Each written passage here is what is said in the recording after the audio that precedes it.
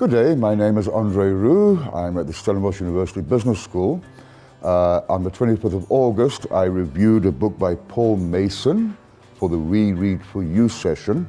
The book is entitled Postcapitalism, A Guide to Our Future, in which he essentially argues that capitalism is in conflict and needs to be replaced by a brand new system, which he calls postcapitalism.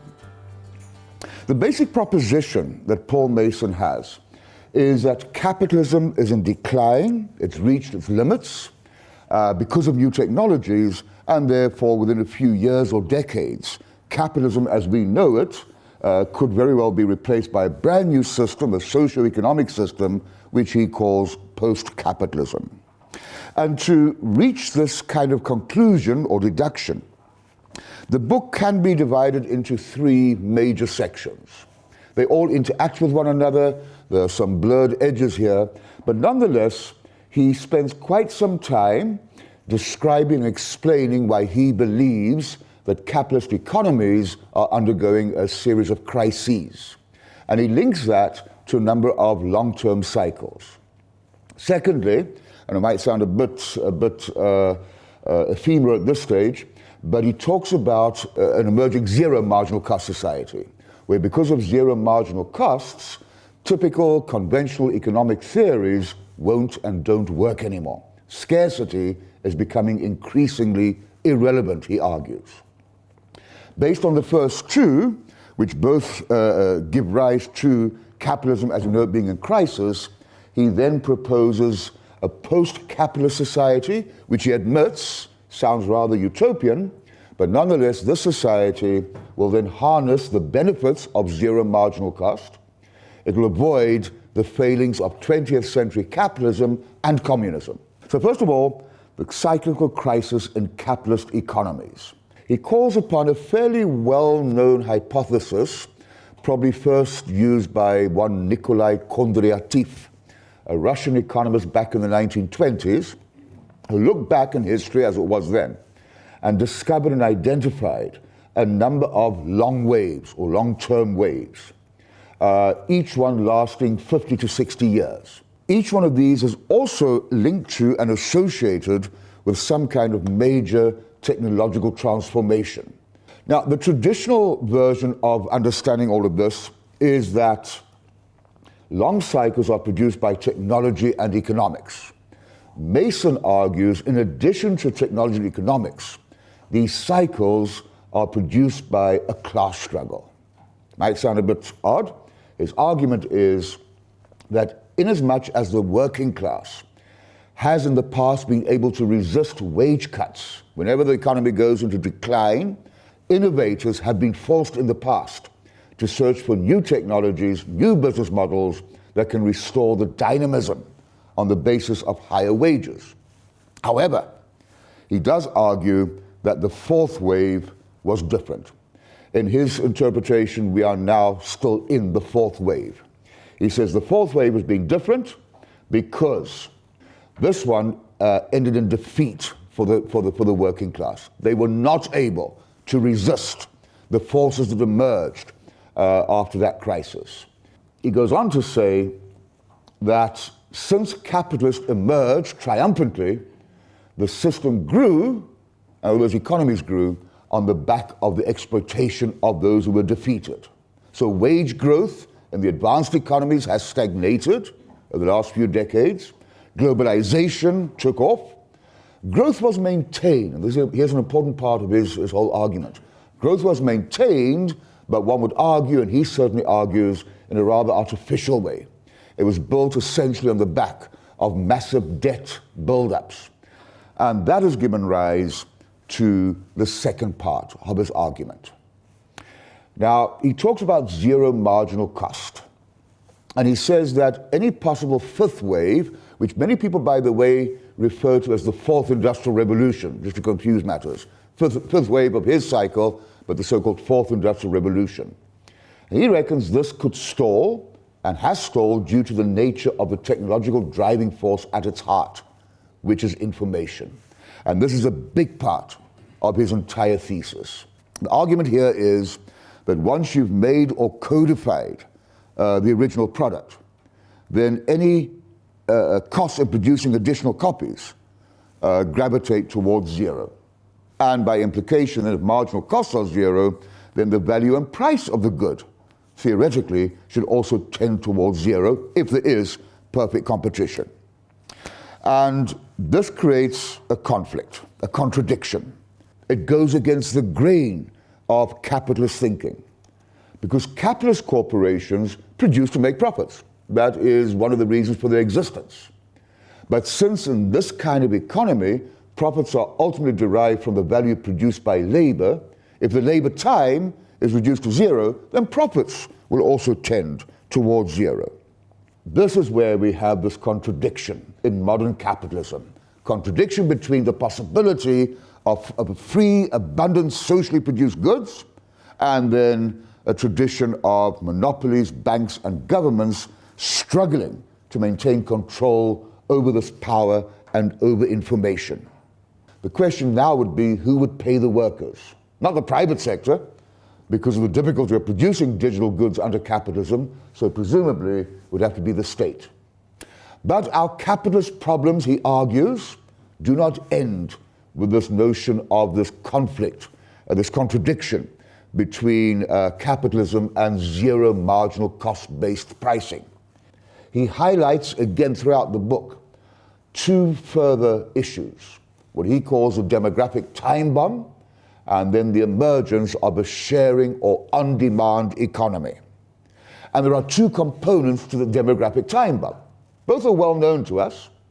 The one is the very rapid aging of populations, especially in Western Europe and Japan, where we see that for the last few years in Western Europe, the population older than 65 has exceeded and will continue to exceed the population younger than 14.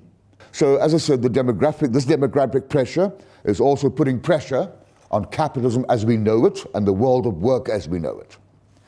The other demographic time bomb is what I try to summarize very briefly as the challenge of surviving prosperity. It might sound a bit strange coming from a report that came out this week in this country regarding poverty, but globally, poverty has been declining for a number of years. And that means that millions of people have and will continue to escape poverty and enter the ranks of the so-called middle income, which is great. Except middle income consumers tend to, by implication, consume more and more resources, which are often scarce. The other issue we spent some time looking at is the notion of a sharing or on-demand economy, also known as collaborative consumption, also known as the peer economy, which is essentially where individuals and groups make money from underused assets. So in this way, physical assets are shared as services. In a recent survey in the USA, it was found that towards the bottom of this graph, that round about 40% of the US workforce aged 18 to 24 is actually involved in the so-called sharing economy. And this too, says Mason and many others, is changing the way we think about economic models. It's also suggested that people want to be part of this sharing economy for one or more of four reasons. Simply social reasons, meet new people. Economic reasons, to save money.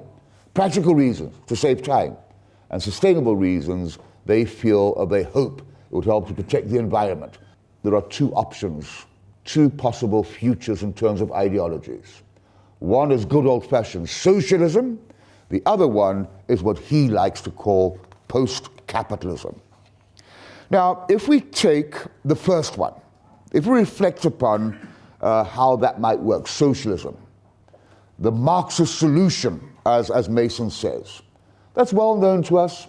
That would mean a revolution in how production is owned, controlled, and organized, a revolution in how society is run. In particular, that would imply abolishing the laws and logic of capitalism, replacing it with a new set of laws based on common ownership and democratic control and management. Mason says he doesn't quite agree with this angle of approach. Those are some of the aspects of his version of a post-capitalist society. democratic and public control over banks and major monopolies, which is probably a euphemism for nationalization. Investment in technology and automation to reduce the value of goods and the number of working hours to the absolute minimum. Now that would imply, and remember robots are coming, replacing human beings, that would imply more and more people would actually not be earning a wage as we know it. And therefore he calls for a universal basic income. Mason recognizes the fact that they do look very similar, and he answers this question himself. He says there is a difference. And the difference lies in the agent of change. For Mason, the agent of change is a new historical subject, as he says, namely networked individuals, the educated, smartphone-armed, social media-connected masses. So he envisages a utopian post-capitalist global society, harnessing the zero marginal cost production and seeking to avoid the failings of 20th century communism and capitalism. He talks about essentially 5 principles of transition. So there's a transition that needs to happen. What are the 5 basic principles? First of all, and remember, it's all based on social networks, which are not hierarchical. So the availability of huge amounts of real data. Secondly, he's very strong on ecological sustainability. Ensure a transition to this new post-capitalism in both economic terms but also wider human terms. Address the problems with diverse approaches and maximize, again, the power of information. He tells us that there are also key goals in all of this. Reduce carbon emissions to stay below 2 degrees warming by 2050. There's the environment again. Stabilize the global financial system. Prioritize information-rich technologies to deliver prosperity and also to solve social challenges, such as the challenge of ill health and welfare dependency. And steer technology deliberately towards minimizing work until work becomes voluntary. And then economic management can focus on energy and resources rather than capital and labor. And what we're still looking for is what means does he propose to achieve these goals? Model the policies using all this data before you implement them. Secondly, reduce public debt. Go straight to the heart of the matter, he says, close down offshore banking and hold interest rates below inflation. Promote collaborative, cooperative, non-profit forms of work. Create common production rather than highly unequal autocratic and rent-seeking models. Break up or socialize monopolies. Socialize the finance system and then pay everyone a basic income. This, he reckons, or these, would assist in achieving these required goals in this post-capitalist society. So he emphasizes the role of networks from the very beginning. But then he ends off by saying, in many different ways, there is a need for the state to use governmental power in a radical and disruptive way to bring about revolutionary reform. What could induce corporations to do any of this? I was change the workplace. His answer is law and regulation. And then finally, is he not in essence simply describing a socialist state? The strengths, I believe, of the book is a very thorough and a very interesting and insightful analysis of the contradictions of modern day capitalism and how these contradictions play out and manifest in this era of mass information and the internet. He does not have all the right answers, but he does probably ask the right questions. It doesn't really offer a guide to the future. It doesn't really, as one might have expected, sketch various scenarios about how the future or futures will look in the next 5, 10, 15, 20 years. But it certainly does illuminate in a very entertaining and practical and understandable way the present. His message is ultimately one of hope. He says it may be possible to create from the ashes of the Great Recession a more socially just and sustainable global recovery.